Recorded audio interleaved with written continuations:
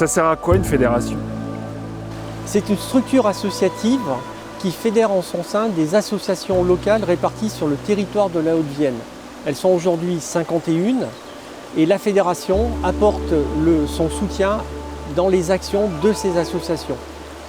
Nos associations ont une délégation de service public sur 3 grands axes: la protection et la restauration du milieu aquatique, l'éducation, l'environnement et la promotion du loisir pêche.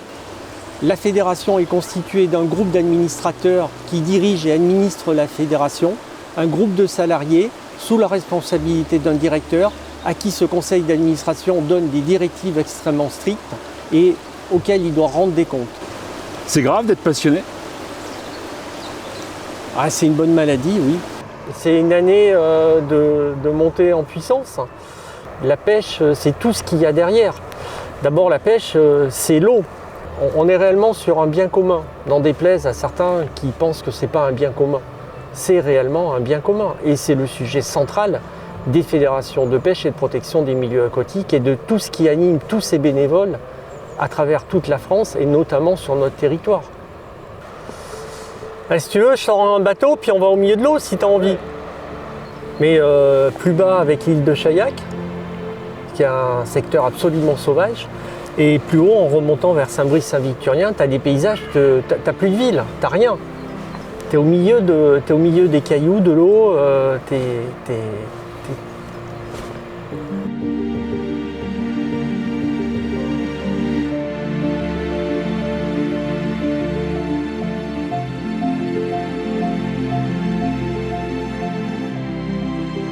On se sent limousin avant de se sentir auviennois et c'est le dénominateur commun fort de tous les auviennois, c'est de faire partie du Limousin. Et on a une diversité de territoires, de milieux, d'espèces qui sont tout à fait propices à la mise en place d'une destination pêche hors du commun. Et avec le soutien et l'accompagnement de partenaires tels que la Société publique locale Terre de Limousin, on ne peut que y arriver. Il n'y a plus de politique. Il n'y a que des gens qui sont amoureux d'un territoire et qui sont obsédés par cette envie de la développer, de la partager et de faire venir un maximum de monde en Haute-Vienne pour qu'ils puissent se rendre compte de tous les atouts et de tous les bénéfices qui sont les nôtres. Un pêcheur, qu'est-ce qu'il recherche finalement dans sa pratique? C'est viser des nouveaux horizons. C'est imaginer la plus belle des truites qu'il va pouvoir prendre dans sa carrière, c'est se projeter sur des rivières qui le font rêver et on a tout ça chez nous. On a des belles rivières, on a la Gartempe, on a la Vienne amont, on a la Combatte, je ne vais pas toutes les citer tant elles sont nombreuses. L'eau elle est présente partout en Haute-Vienne. Elle fait partie clairement de notre identité.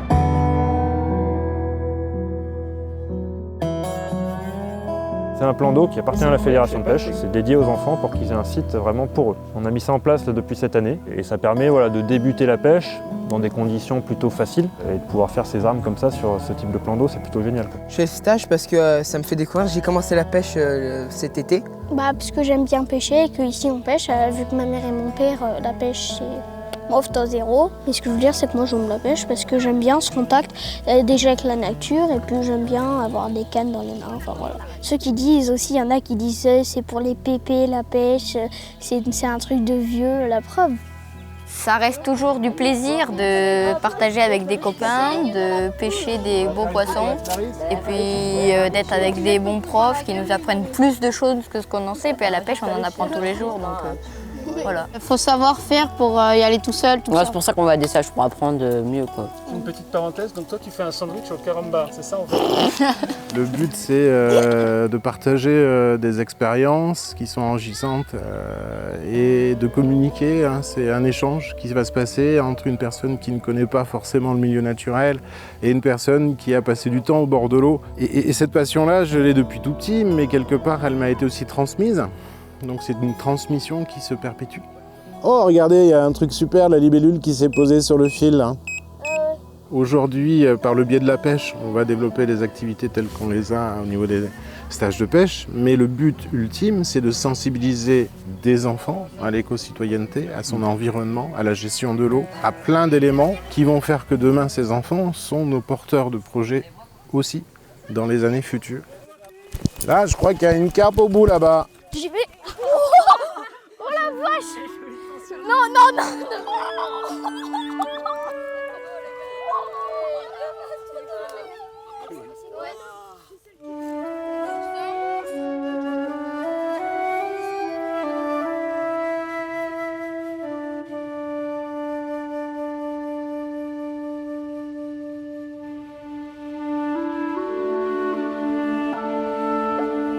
Anne-Cécile, c'est une personne que j'ai rencontrée il y a quelques années maintenant grâce à la fédération, qui est venue faire des photos, notamment en mi-air-mi-haut. L'idée, c'est de pouvoir faire des images un peu originales. Donc ce mi-air-mi-haut qui permet d'être à la place peut-être du poisson et de voir un petit peu le pêcheur au-dessus, en train d'essayer de l'attraper. Voilà.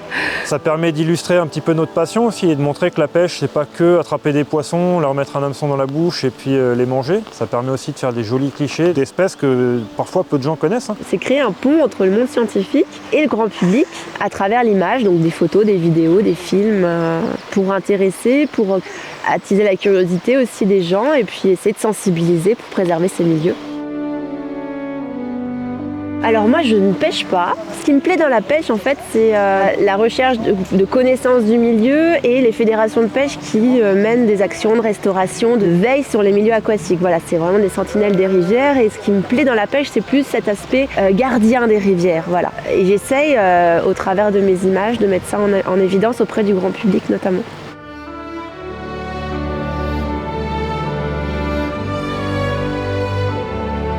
Donc ici, on est sur l'annexe du cours d'eau qui s'appelle le Vincou. Donc là, moi, je suis en stage ici pour faire une étude de diagnostic et savoir qu'est-ce qu'on va faire ici et qu'est-ce qu'il est préférable de faire sur cette annexe comme aménagement. C'est un objectif purement piscicole où on va permettre aux poissons qui sont présents dans le Vincou de trouver des supports de ponte, donc avec une connexion pour qu'ils puissent y rentrer au moment de leur reproduction, poser les œufs et ressortir une fois que le cycle est terminé.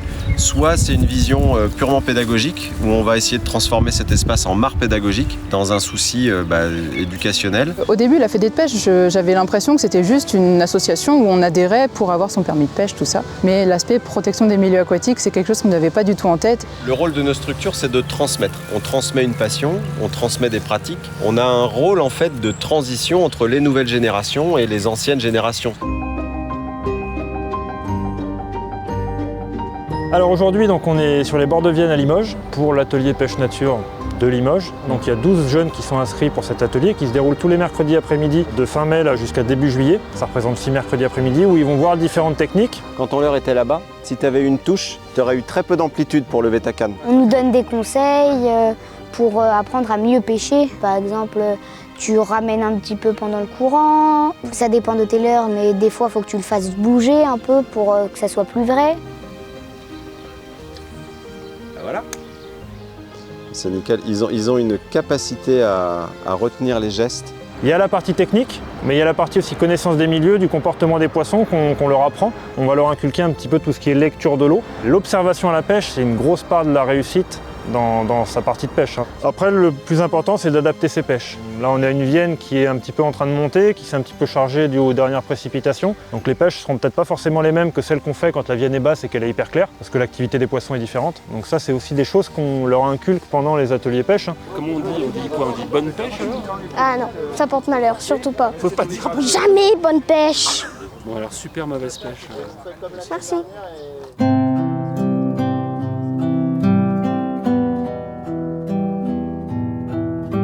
Alors on est venu inaugurer la frayère de Présina, qui porte le nom de Michel Présina, qui a très bien connu en fait le secteur sur lequel on a restauré cette frayère. Et il a toujours voulu œuvrer à retrouver les paysages qu'il connaissait quand il était adolescent. C'est un hommage vraiment qui me touche beaucoup. Et s'il le voit de là-haut, Michel, je pense que ça lui fait plaisir.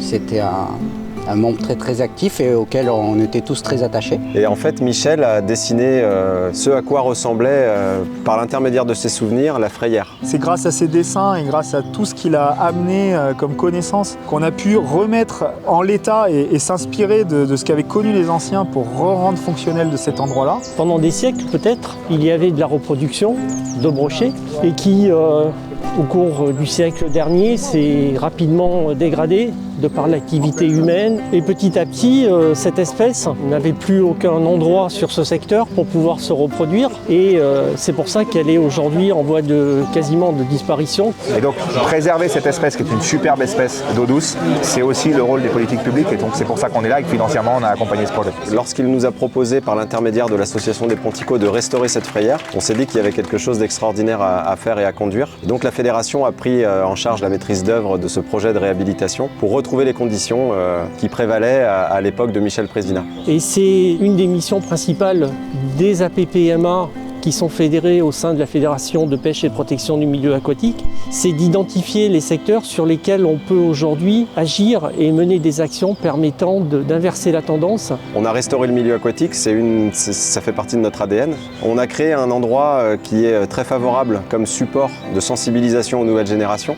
Donc on va emmener les scolaires des différents établissements présents sur la communauté urbaine de Limoges Métropole pour les emmener voir toutes les composantes nécessaires pour que le brochet puisse réaliser la totalité des étapes de son cycle biologique. On n'est pas assez communicant sur le côté pas cher de la pêche et sur le côté à quoi sert l'argent que vous mettez dans une carte de pêche. Parce que quand on prend sa carte de pêche, on finance un certain nombre d'actions sur la restauration des milieux qui sont à mon sens beaucoup plus importants que l'acte juste de pêcher.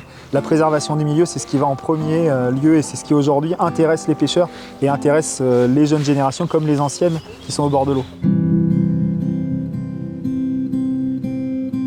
On est ici pour accueillir l'ensemble des représentants de notre réseau associatif. C'est une occasion de discuter et d'échanger avec toutes celles et ceux qui constituent aujourd'hui le réseau des AAPPMA. C'est vrai que le conseil d'administration aujourd'hui remet les AAPPMA au centre du jeu. On a mis un masque, l'économie est prioritaire par rapport à tout. Le comportement des gens qui est devenu totalement individualiste.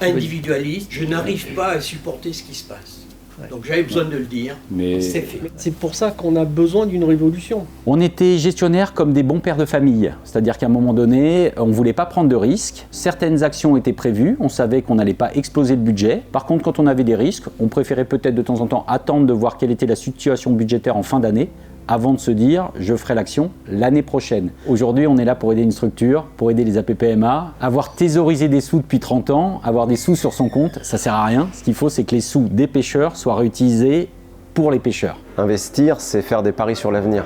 C'est se doter d'outils modernes pour donner à nos adhérents tous les motifs de satisfaction qu'il est possible d'imaginer en matière de pratique de la pêche aujourd'hui à l'échelle du territoire auviennois. On essaye d'insuffler la sortie de la zone de confort. Ce qu'il faut, c'est que les actions qu'on fasse, elles soient pertinentes par rapport aux attentes des pêcheurs et qu'à un moment donné, elles soient bien faites sur la qualité. C'est pas le nombre, on n'est pas jugé, nous, sur le nombre d'actions qu'on fait, on est jugé sur la pertinence des actions qu'on fait. Il faut de la politique nationale, de préservation de tels espaces, de telles espèces, etc. Ouais. Des politiques publiques très très fortes. Par contre, les solutions, le mix dont on parle souvent, ce mix de sobriété, de changement de pratique, de création de ressources, etc., il est adapté à chaque territoire. Il n'y a pas une baguette magique qui va être valable sur l'ensemble des territoires. Et c'est par contre aux acteurs de ce territoire-là, de tous les domaines, c'est-à-dire des pêcheurs, des acteurs économiques, des habitants bien évidemment, à inventer ce mix. Et il y a un réseau local, effectivement, encore très très mobilisé. Ce sont des bénévoles, ils sont extrêmement impliqués, ça leur coûte beaucoup de temps, ils travaillent avec leurs moyens et ils ont un rôle essentiel. La communication, que ce soit au niveau départemental, que ce soit au niveau national, c'est fondamental. Donc on va bien axer notre effort dessus. On parlait aux pêcheurs qui étaient déjà membres de notre réseau. Si on ne s'adresse pas à des nouveaux consommateurs, le risque c'est que l'effectif, au fil du temps, et c'est un peu ce qu'on observe aujourd'hui, s'érode avec le vieillissement de ces effectifs. Il y a énormément d'enjeux aujourd'hui qui touchent notre réseau et effectivement l'un des principaux c'est de faire en sorte que la pêche soit la plus populaire possible. On est dans un loisir populaire qui touche toutes les classes. Et on doit, d'une certaine manière, déringardiser ou casser parfois cette image un peu délétère ou un peu ancestrale dont on fait l'objet par certaines personnes ou certains médias. On a un signal qui est très très fort, c'est que le nombre de cartes chez les mineurs est en constante augmentation. Donc la pêche intéresse toujours les jeunes populations et ça c'est quelque chose d'assez fantastique.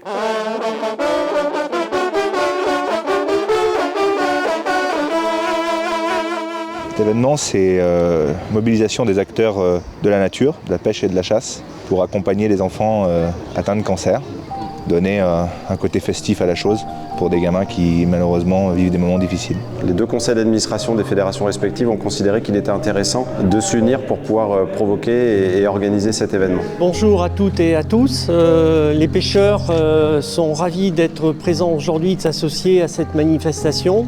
C'est se regrouper pour une bonne cause, de montrer qu'on est tous mobilisés pour aider les enfants.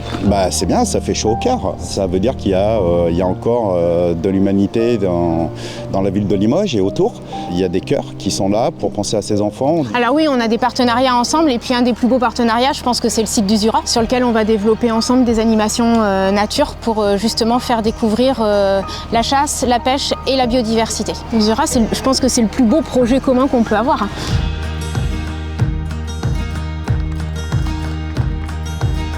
Alors la première, c'est Théa. Alors voilà, t'as beaucoup de bras. Tu as plein de choses à Je suis venue à un concours de pêche départemental. J'ai fait 820. J'en ai eu 41. Mais non. Si. 41 poissons? Oui. Et tu sais que j'en ai pas pris 3 moi dans toute ma vie en fait. Bon, là c'est mon deuxième concours, du coup j'ai déjà gagné 2 fois. Et c'est une passion, tu crois? Je sais pas, je pense, parce que j'aime bien. Je fais partie des gens qui pensent qu'il faut éduquer les enfants à la vie de la nature et la prise de conscience de la nature et de la protection de la biodiversité. La pêche est un excellent exemple d'une partie du monde qui nous entoure et de l'intérêt que l'on doit porter.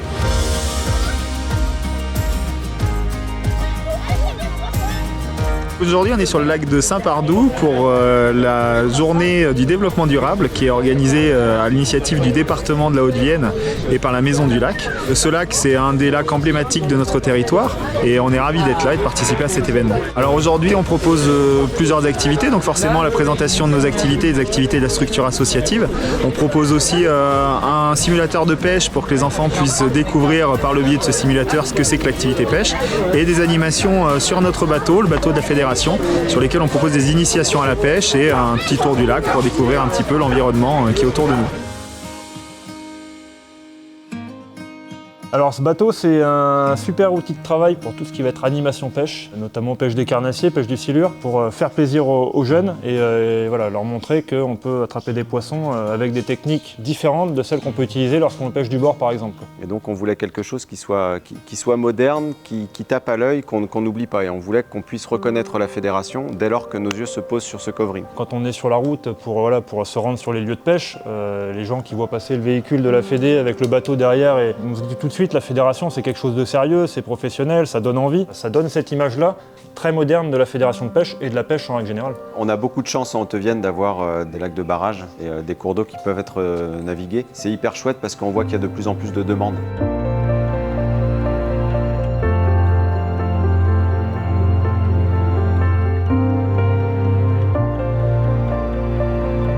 Donc là on va pêcher, voilà, là on a 16 mètres d'eau là. Donc là les poissons on les pêche entre 15 et 20 mètres parfois. Donc les poissons des fois ils sont collés au fond, ils se décollent.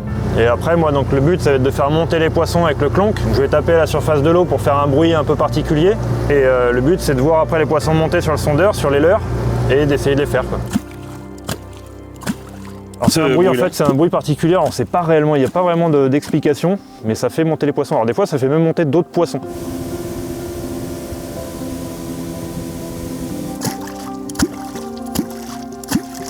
Là, il y en a un tu vois, qui il va s'est se décollé. caler encore en dessous, il va pas monter plus. Vas-y, descends un peu, descends. Il faut toujours que le silure ait le teaser au-dessus de lui. Il ne le prendra jamais par au-dessus, d'accord? Il le prendra par en dessous. Donc il faut toujours être au-dessus de la tête du poisson, d'accord? Monte un petit peu, je pense qu'il est passé au-dessus. Monte, lève ta canne, un petit peu, doucement, voilà. Et tu vois, il redescend. Oh non. C'est pas le buzz, hein?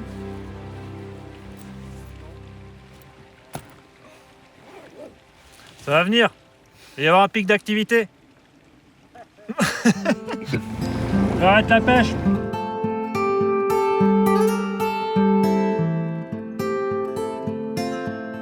Alors aujourd'hui, on a rendez-vous avec Madame Brouille, qui est Madame le maire de Bessines-sur-Gartempe, qui est également première vice-présidente de la région Nouvelle-Aquitaine, pour signer la convention de gestion halieutique et piscicole du plan d'eau de Bessines. Donc aujourd'hui, on a la mairie de Bessines-sur-Gartempe, qui est propriétaire quand même de ce plan d'eau, donc qui est évidemment signataire de la convention, la fédération de pêche en tant que gestionnaire des aspects halieutiques et piscicoles, et la APPMA, qui également intervient en tant que gestionnaire de tous les aspects liés à la gestion halieutique et piscicole. Et je crois qu'on doit être de plus en plus lié avec les fédérations effectivement de pêche, de chasseurs qui font effectivement la vie aussi et le maintien de cette biodiversité et de cette nature qu'on aime. Je crois qu'on ne peut pas aujourd'hui pêcher pour pêcher en fait. Mais comme tout, on peut pas que consommer pour consommer. Quand on consomme d'une certaine façon, ben c'est pas vraiment bon pour la planète ni pour ceux qui y habitent.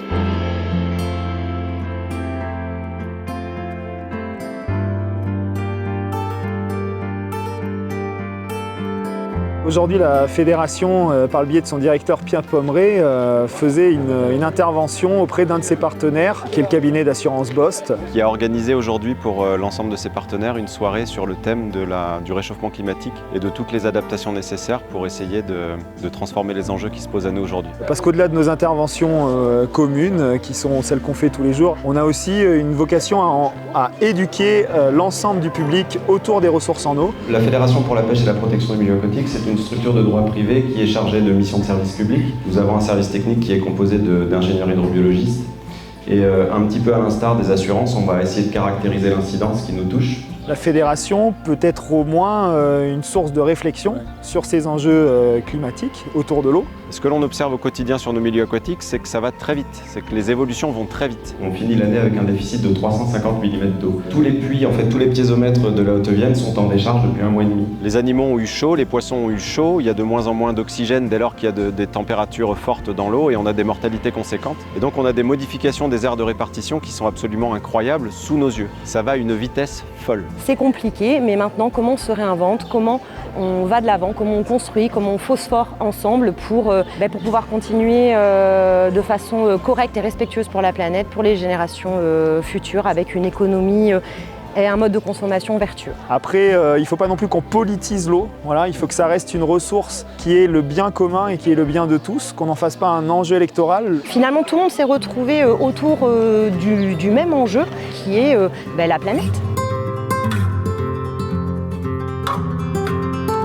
Là, on est en train de pêcher une rivière de contournement du lac du Jura qui a été terrassée en 2018. La ville de Limoges et Limoges Métropole ont décidé de lancer une étude de manière à se mettre aux normes et donc à dériver le plan d'eau par la création d'un bras de contournement. Et l'idée aujourd'hui, poursuivie par la fédération, c'est de caractériser le peuplement piscicole qui est présent sur le site. Alors on est à quoi? 350, attention j'allume. Et donc on travaille avec un champ électrique pour attraper les poissons. En fait, on appelle ça la galvanonarcose. Il y a un champ électrique qui se dissipe autour de l'anode et dès que le poisson rentre dans le champ électrique, il est en position de nage forcée vers l'anode. Et on a 2 opérateurs de chaque côté avec des épuisettes pour pouvoir attraper les poissons. Tiens là, sous ton épuisette.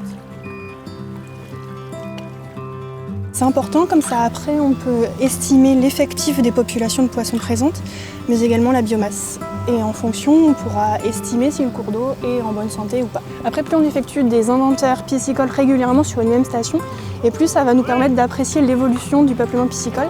Et c'est d'autant plus important, notamment dans un contexte de réchauffement climatique. Là, on est sur un inventaire piscicole qui permet de mettre en évidence quel est le peuplement de poissons sur la rivière Orance, sur un bras de contournement. Donc qui est un bras totalement artificiel, créé de toutes pièces par la main de l'homme. Et on voit bien qu'au regard des résultats que nous obtenons aujourd'hui, c'est plus que satisfaisant. On a de la truite, de la reproduction de truite, on a des vairons, des goujons, des loches, des chabots. Donc toutes les espèces qu'on était en droit d'attendre sur une telle rivière. Donc on voit bien que l'homme est en capacité de restaurer des habitats. Il ne faut pas partir et se dire que tout est perdu, puisque ce n'est pas le cas. On peut toujours agir et on agira, notamment la fédération, justement pour retrouver une meilleure biodiversité dans nos cours d'eau. Ça se passe plutôt bien, mon stage arrive à la fin. J'ai appris beaucoup du monde associatif, parce que je n'y avais jamais mis les pieds, je n'avais jamais travaillé dans justement l'esprit de la fédération. En fait, j'ai beaucoup appris là-dessus. Le monde de la pêche, je ne connaissais pas grand-chose. La pêche, je voyais plus ça comme un loisir essentiel, et là maintenant je vois tout l'engagement de la fédération et des bénévoles qu'il y a derrière pour justement les pêcheurs, que ce soit l'entretien, vérifier que tous les cours d'eau vont bien, les inventaires piscicoles réalisés. En fait, j'ai maintenant en tête tout ce qui se passe derrière.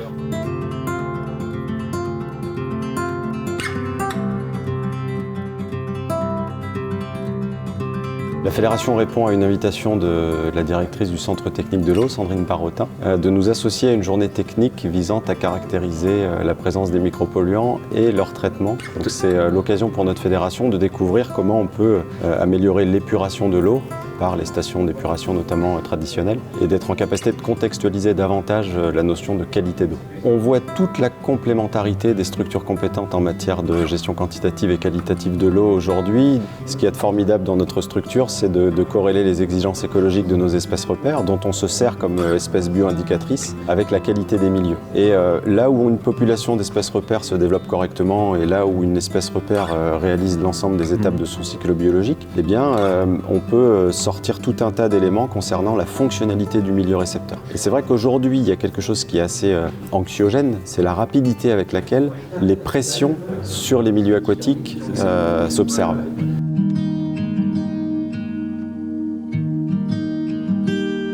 On travaille sur le milieu, on ne travaille pas sur les espèces directement. Ici, on est en gestion patrimoniale. On n'a jamais mis un poisson depuis plus de 25 ans. Donc en fait, les truites qu'on capture aujourd'hui, c'est des espèces vraiment de souche, des espèces autochtones. Et en fait, ce qui est très important, c'est de regarder en été comment fonctionne le cours d'eau, puisque c'est en été qu'il est en souffrance. C'est là qu'on voit vraiment ce qu'il a dans le ventre, en quelque sorte.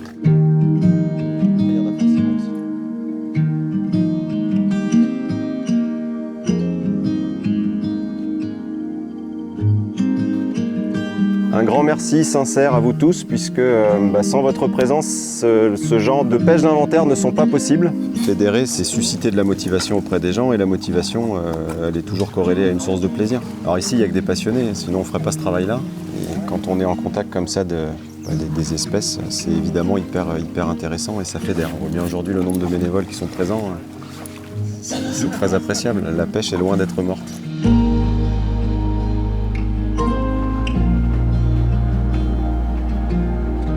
Aujourd'hui, donc, se tient une des réunions du comité de pilotage Gartempe. L'équipe fédérale, lorsqu'elle a été élue, elle a souhaité constituer 3 comités de pilotage.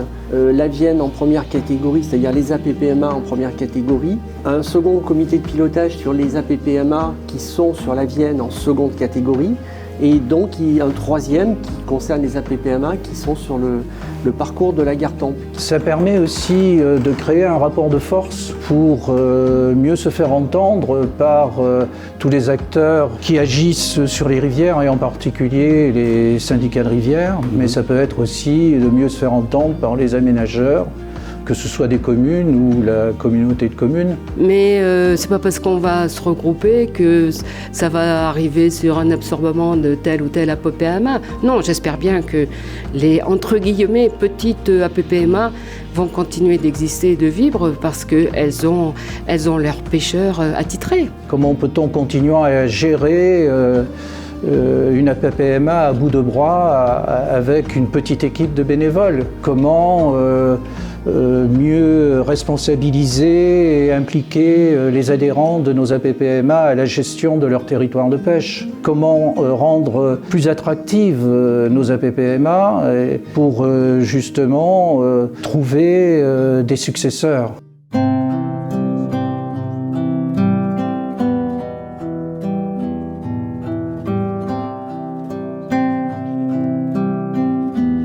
Cette année, la Fédération a mis en place un réseau de suivi thermique, donc in situ des cours d'eau sur l'ensemble du département. Donc à l'heure actuelle, il y a environ une quarantaine de ces sondes qui ont été posées et à terme, on aimerait bien en poser plus d'une centaine sur l'ensemble du département. On va avoir les données de température de chaque cours d'eau toutes les heures et ce sur des chroniques assez longues puisqu'on les laisse plusieurs années. Il y a énormément de choses qui restent à faire, notamment pour nos milieux, mais je trouve ça plutôt intéressant que les institutions se déplacent et prennent quand même conscience de ce qui se passe sur le terrain, s'y intéressent pour justement peut-être prendre à l'avenir des décisions et prendre en compte le volet scientifique. C'est un partenariat qui est porteur parce que voilà, il y a une protection des berges de rivière qui s'est mise en place. On a l'élevage qui est là, qui peut permettre de conserver des zones humides. C'est un ensemble qui est cohérent, c'est un ensemble où on est capable de travailler ensemble pour l'intérêt du territoire, de la pêche, de l'agriculture. Et moi je trouve ça extrêmement important et j'espère qu'on pourra continuer à faire un travail main dans la main sur d'autres secteurs parce que c'est des gens qui connaissent réellement le milieu aquatique et le milieu rural. En fait, l'écologie, c'est quelque chose qui sous-tend l'ensemble des politiques publiques, qui sous-tend l'ensemble des actions que chaque citoyen réalise au quotidien, chaque entrepreneur réalise au quotidien. C'est quelque chose qu'on doit prendre en compte. Sur certains points, on est allé trop loin et il ne faut pas qu'on hésite à revenir en arrière ou à trouver des mesures de compensation. C'est ce qu'on fait, pour le coup, c'est ce que chacun essaye de faire au quotidien. Et la création de la frayère que j'ai pu visiter ce matin est un de ces exemples. Il y a une véritable volonté de protéger les milieux, que ce soit la faune, la flore et l'eau.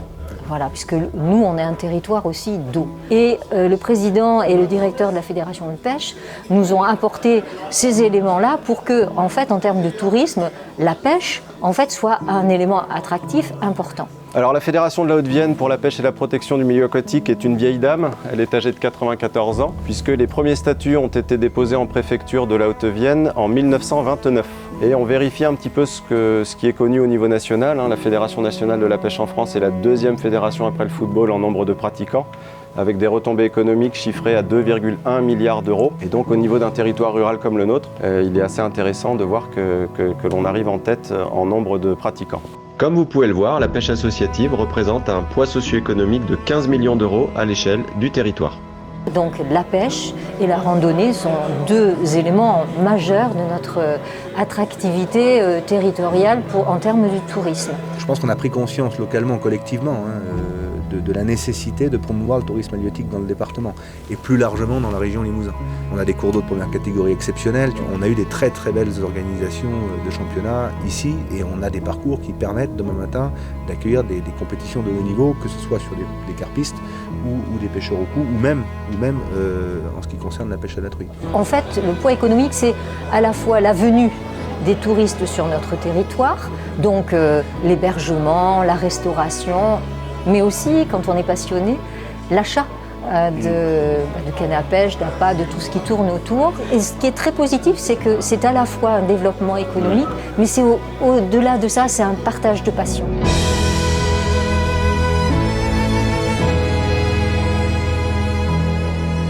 Ce sujet eau, on ne pourra pas le traiter les uns contre les autres. C'est absolument impossible. Il faut qu'on le traite les uns avec les autres.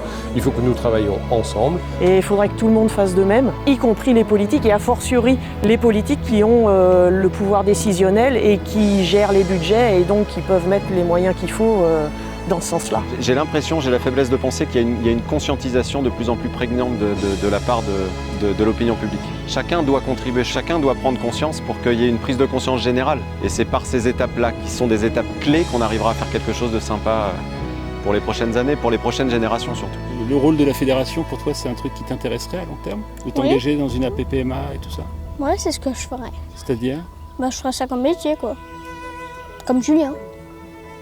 Ah, tu veux faire comme Julien plus tard? Oui, voilà.